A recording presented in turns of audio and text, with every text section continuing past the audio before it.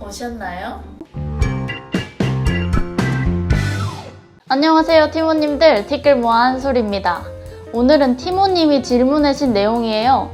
휴유님이 질문해 주셨는데요. 휴유님이 뭐라고 질문을 해주셨느냐, 이렇게 재무상담 관련한 내용을 질문해 주셨습니다. 이 댓글을 보고 SNS에 광고하는 한 곳, 포털 사이트에 재무상담이라고 검색했을 때 상위에 뜬 곳, 한 곳, 이렇게 두 곳을 선정해서 재무상담을 받아보았습니다.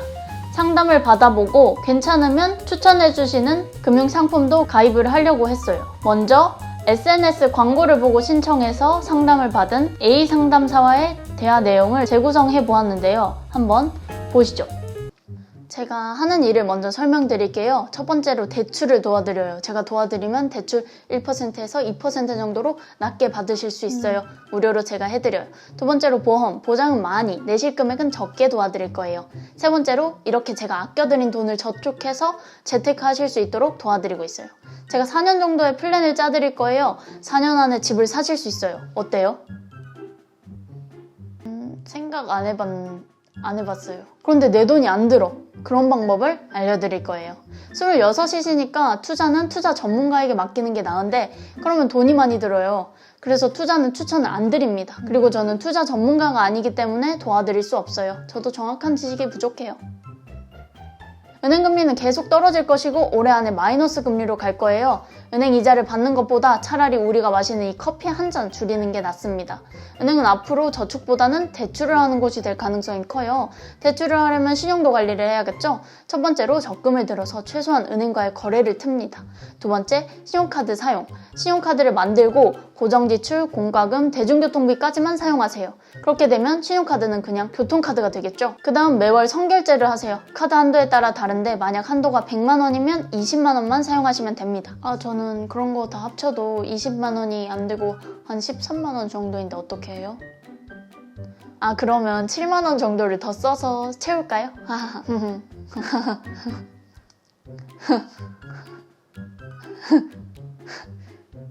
한도를 50만 원 정도로 잡으세요. 한도의 10% 정도만 쓰시면 되거든요. 카드 한도 30% 이상 쓰시면 신용도에는 더 안 좋아요. 고객님은 고정 지출이 작으니까 한도를 50 정도로 잡으시면 될 것 같아요.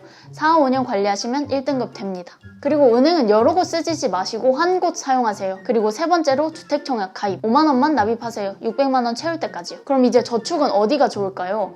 적금은 단리지만 보험은 복리예요. 그런데 보험사는 사업비를 떼어갑니다. 그래서 추가 납입을 활용하셔야 돼요. 30만 원 계약을 했으면 30만 원까지 추가 납입이 가능하고 이 추가 납입한 분에 대해서는 사업비를 떼어가지 않으니까 그런 식으로 가입하시면 되죠. 모든 연금보험은 변동이율이에요. 내가 받는 이자가 들쑥날쑥한 거죠. 하지만 종신보험은 고정이율이에요. 대신 사업비가 조금 세요. 그래서 아까 말씀드린 추가 납입 제도를 활용하면 됩니다. 돈이 필요하면 중도 인출을 하거나 약관 대출을 하면 돼요. 대출 이자보다 우리가 보험으로 받는 이자가 더 크니까 대출을 받는 게 유리하죠. 그럼 이런 식으로 제가 돈을 아껴드렸으니까 이렇게 아낀 돈으로 재테크하는 방법을 알려드릴게요. 10년 안에 1억짜리 아파트를 2채 살 거예요.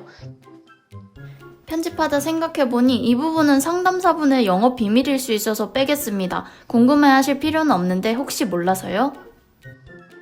고객님 돈은 하나도 안 들어가게끔 할 거예요. 이렇게 제가 도와드릴 거예요. 저도 이 방식으로 지금 월세 받아서 살고 있습니다. 그리고 목돈 굴리는 방법을 여쭤봤는데 너무 자연스럽게 그냥 보험 상품으로 이어지더라고요. 이런 식으로 보험, 대출 등을 저에게 알려주셨어요. 일단 유용했던 것은 단 하나. 신용카드를 사용할 때 교통비, 고정비 등만 몰아넣는 거. 저는 신용카드는 연회비도 내니까 뽕을 뽑아야 한다는 생각으로 많이 소비를 할 것 같았는데 이렇게 고정비만 몰아두면 나머지는 체크카드로 사용하면 되겠더라고요. 그래서 신용등급을 올리기 위해서 신용카드를 만들 생각을 조금 해보고 있습니다. 현재로서는. 이후에 나머지 이야기들은 조금 검증을 해봐야 하고 이런 것들은 개인적으로 조금 힘들 것 같았어요. 월세를 받는 거, 그리고 자기가 가진 아파트가 두세 채 있다는 거 생각보다 진짜 머리 아픈 일이거든요. 그런 부분이 조금 그랬고 재무 상담인데 펀드나 투자 등의 내용이 빠진 게 많이 아쉬웠습니다. 전문가에게 맡기라는 인식이 크더라고요. 그리고 포털 사이트의 검색을 통해 알아본, 그리고 원래 조금 알고 있었던 곳 비상담사와의 내용을 한번 보시죠. 제가 보험이 전문이니까 보험 쪽으로 설명을 드릴게요. 연금과 보험도 여러 회사가 있어요. 저희 회사는 연계되어 있는 이런 보험 회사들이 많아요. 그 중에서 이율이 높고 저축성을 띠는 회사를 4가지 추려왔거든요. 확정금리도 낮고 주택, 주식이나 펀드, 채권에 투자하는 상품도 있습니다. 고객님 성향은 어떤 게 더 맞으세요? 저는 안정적인 거요. 그러면 이곳과 이곳이 가장 괜찮을 거예요. 제일 추천드리는 건 이곳. 3% 확정이고 복리로 운영됩니다. 어쩌고 저쩌고 보험 상품에 대한 설명. 그리고 고객님이 10년 정도만 납입하시면 해약하셔도 원금은 찾을 수 있어요. 그런데 저희는 4, 5년만 넣으셔도 그 이후에는 돈을 안 넣어도 되게끔 해드릴 거예요. 돈을 불러오게끔. B상담사분은 보험 관련해서 좀 더 꼼꼼하게 설명해 주셨고 언제 손해를 보는지도 설명을 들었습니다. 그런데 뭔가 5년 정도만 납입하면 앞으로 납입 안 해도 납입한 것처럼 한다고 하시길래 이게 가능한 일인가? 좀 못 믿겠더라고요. 보험이 뭘까 막 그런 생각이 들었습니다. 아마도 중도 인출이나 보험 약관 대출을 받아서 그걸 또 재투자하신다는 말씀 같은데 확실히 어떤 플랜을 들은 게 아니라서 조금 긴가민가 싶었습니다. 제가 무료 상담을 해본 2곳 모두 보험에 특화되어 있는 분들이셨고 힐님이 말씀해주신 것처럼 결국엔 보험 상품으로 이어지기는 했어요. 저는 제 재무 상태나 재무 관리를 잘 하고 있는지 등은 물어보지 않았는데 만약 그런 걸 물어본다면 그걸로도 얘기를 많이 해주신다고 하셨습니다. 그래서 저의 소박한 결론은 아닌 상담사분들도 있겠지만 제가 만난 분들은 보험 가입 유도를 많이 하신다. 그리고 이분들은 보험의 진심이다. 정말 좋으니까 저에게 추천하시는 것 같았어요. 이분들도 저한테 이득이 되는 상품을 가입하도록 도와주면 제가 제 친구도 추천드릴 수도 있고 장기적으로 그분들한테도 이득이 많을 거라서 정말 이상한 상품을 추천해 주신 것 같지는 않습니다. 아주 엉터리 얘기를 해주신 것 같진 않아요. 정말 열정적으로 말씀해 주셨고 도움되는 말들도 많이 있었습니다.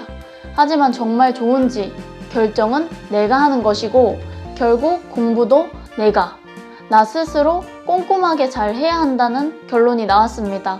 사실 보험에 대한 객관적인 설명 A to G를 듣고 싶었는데 그러지 못했고요. 어떻게든 다 내가 알아봐야 한다는 생각이 커졌습니다. 상담사 분들의 말을 들었어도 이게 정말 괜찮은지 스스로 따져볼 수 있는 능력을 길러야겠다는 생각이 들었어요.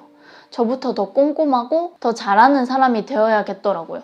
그런 느낌을 받았고 조금 공신력 있는 곳에서 무료로 재무상담하는 곳을 찾았는데 현재 코로나 때문에 중단된 상태라 시간이 좀 지나고 해본 뒤에 괜찮으면 팀원님들께도 후기를 말씀드리겠습니다. 오늘은 재무상담을 받아본 후기를 말씀드려 보았고요. 뭔가 더 열심히 공부를 해야겠다는 생각이 든 하루였습니다. 보러 와주셔서 고맙습니다. 감사합니다.